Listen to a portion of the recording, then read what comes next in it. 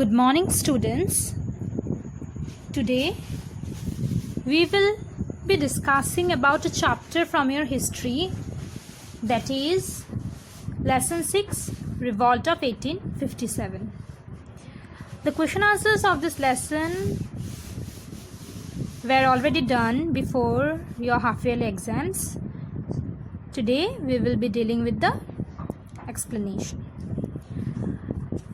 By 1857, India has completed 100 years of British rule. During this period, the Indians were unhappy and resented foreign rule as the British were oppressive and exploitative.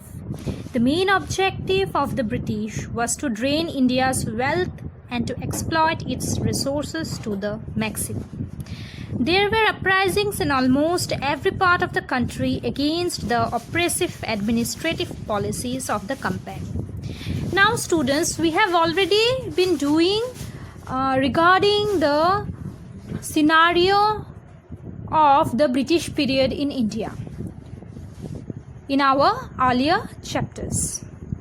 So, from those chapters only we have came to know that how India went under the control of the Britishers through a company that was the East India Company, and slowly and suddenly how East India Company started capturing political power.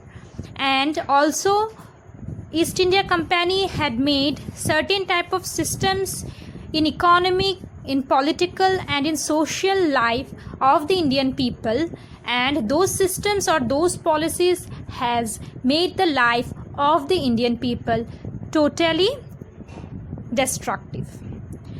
The policies of the British, like for example in one of our chapters, like in from your lesson 2 and 3, we have done some of the economic measures, like the zamindari system was introduced in farming and in agriculture also, where the poor peasants need to pay tax to the zamindars, and those taxes were in return collected by the British officials. Same in the social sector, if you see, then we can see that in the social reforms were made in India, and those reforms were not liked by the Indian peoples and they were quite offended. So slowly and suddenly, with such types of systems and policies were going on increasing level in Indian society, then the Indian people, what they did, they started raising their voice against the Britishers. Okay. However, most of the popular revolts remained localized, hence these uprisings were unable to shake the foundation of the company's rule in India.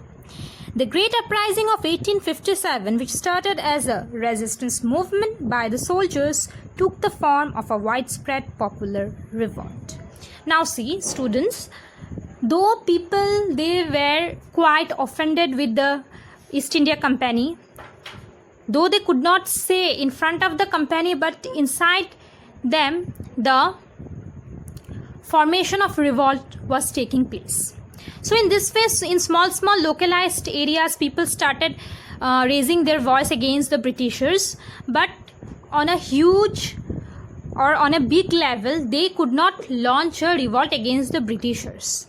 Okay, so such a huge, or we can say such a big revolution against the Britishers first came in the year 1857, and that was known as the Revolt of 1857.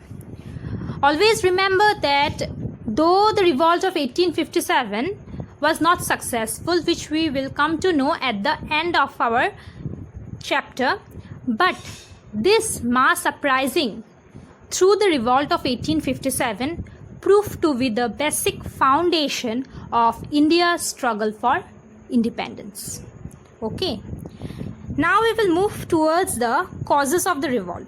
So it is very much important for us to know what were the causes that led to such a mass uprising in India. Numerous causes can be accounted from the revolt of 1857.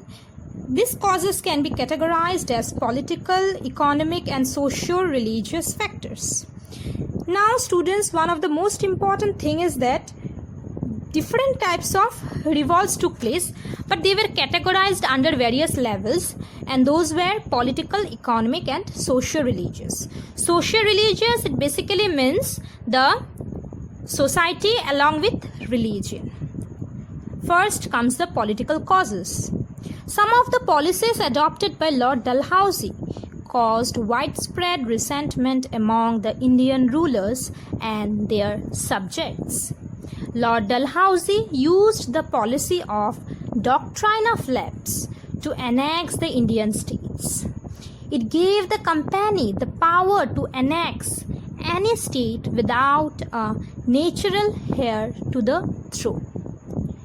Okay, so this is important in the sense that we already know what was the policy of doctrine of lapse, which we have discussed already in our previous classes. Now, doctrine of lapse was such a type of policy, or we can say as a system, that was put forward by the East India Company in order to capture the political, or in order to capture the political territories or boundaries of the Indian kingdoms.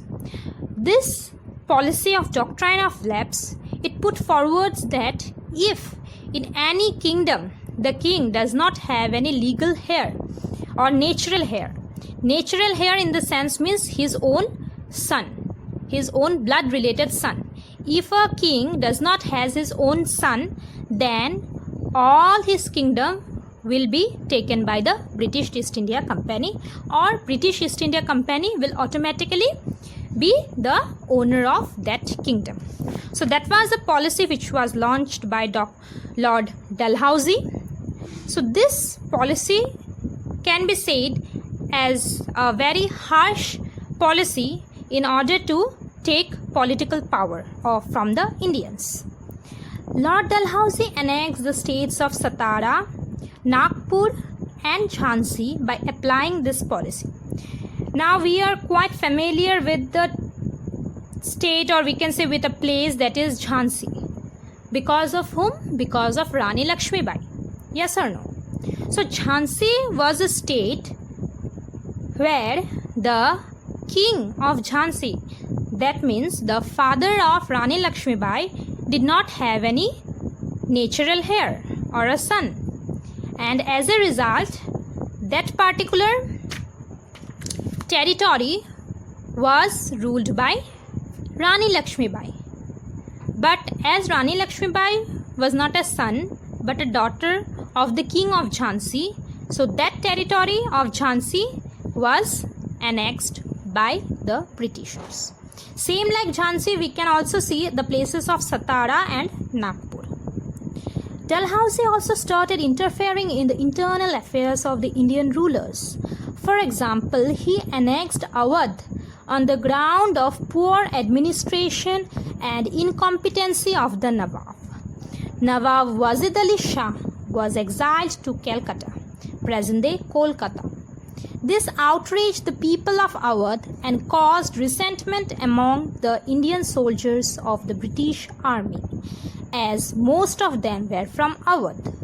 The people from other parts of the country also became apprehensive after witnessing the fate of Awadh. Now see, Dalhousie, he started interfering in each and every internal affairs of the Indian kings. Okay, now it can be seen from an example, that was he annexed Awadh on the grounds of poor administration. Now Awadh is a place, and Awadh is only known as Ayodhya, the birthplace of Sri Ram. We are quite familiar with the term. Yes or no, students? So Awadh during the time of Britishers was ruled by a Nawab. Okay, so what Lord Dalhousie did, he dethroned the Nawab on one hand through the policy of doctrine of lapse and annexed Awadh on the grounds of poor administration. That means to show the people that, see, the Nawab was not able to fulfill the needs and wishes of his subjects. So this territory need to be controlled by East India Company. So what happened? The result of annexation of Awadh by the Britishers, it created a strong sense of resentment among the Indian soldiers of the British Army. The British Army, they used to employ Indians as soldiers in their own army, that means in their own defense administration. Okay, so Indians were working as soldiers in under British army. So the British army, when they were working under the British army, they came to know that such type of things were continuing in India, and it made them very much offended.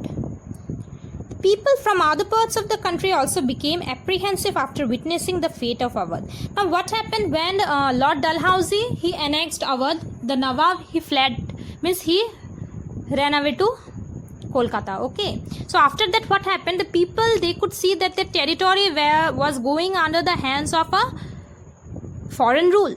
So this thing was not been understood properly by the Indian soldiers. So what they did in return, they thought of raising their voice against the Britishers. They thought that though we are working under the British rule, but still the Britishers, for their own selfish interest, they are hampering the internal sentiments of the Indian people. The last Mughal emperor, Bahadur Shah Zafar, also known as Bahadur Shah II, was under the protection of the company and received a pension from them. In 1849, Lord Dalhousie announced that the successors of Bahadur Shah Zafar would not be allowed to reside at the Red Fort. Instead, would live near the Qutub Minar. Subsequently, in 1856, Lord Canning announced that the successor of Bahadur Shah Zafar would not be allowed to use the titles of Mughal rulers. The revocation of the titles hurt the Indian sentiments. So what happened? The last Mughal emperor, we already know that after the rule of the Mughals, the rule of Britishers started in India. So when the Britishers, they came in India and they started their East India Company, what happened? They started interfering in the internal affairs of the Indian rulers. So in the last Mughal emperor, Bahadur Shah Zafar II, he was the ruler of the Mughal emperor in Delhi, but he was under the control of the company. Okay. So in 1849, Lord Dalhousie announced that the successors of Bahadur Shah Zafar would not be allowed to reside at the Red Fort. That means all of a sudden in 1849, Lord Dalhousie, he announced that no more the king or the Mughal emperor could reside at the Red Fort and he need to move to Qutub Minar. So this hurted the sentiments of the Indians, because though the Mughal emperor were under the protection, or we can say under the hands of the Britishers, but they were ruling in own territory as the emperor. But all of a sudden, when in 1849 Lord Dalhousie just made a decision that no more the Mughal emperor could reside in the Red Fort. So this was like that a form of revocation of titles hurt. That means once the Britishers, that means the East India Company, had promised that if a particular kingdom of India or an Indian ruler comes under the control of British East India Company, then they can remain as the titular head. That means in name they will be the ruler or they will be the king or emperor of that particular territory, but mainly it will be controlled by the British East India Company.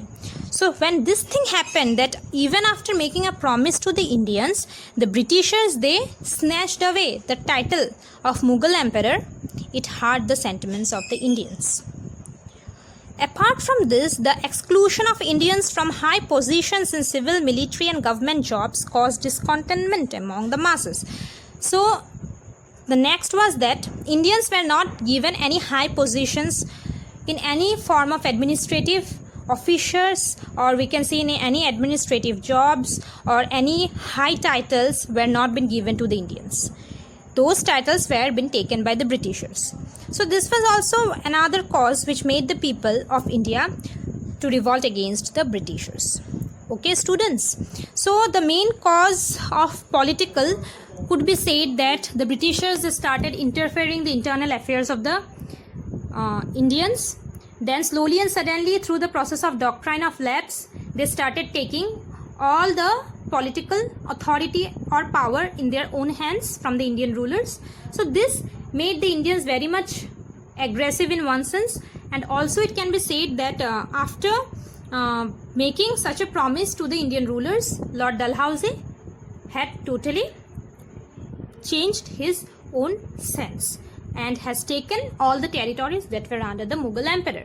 And moreover, the Indians were not given any particular type of titles, or we can say jobs in any administrative offices, and also they were not given high positions in the military also. So this made the people of India totally to revolt against such a type of oppressive rule of the Britishers. Is it clear, all of you students, up till here? So in our next class we will be discussing about the remaining causes like economic and socio-religious causes. Okay, thank you.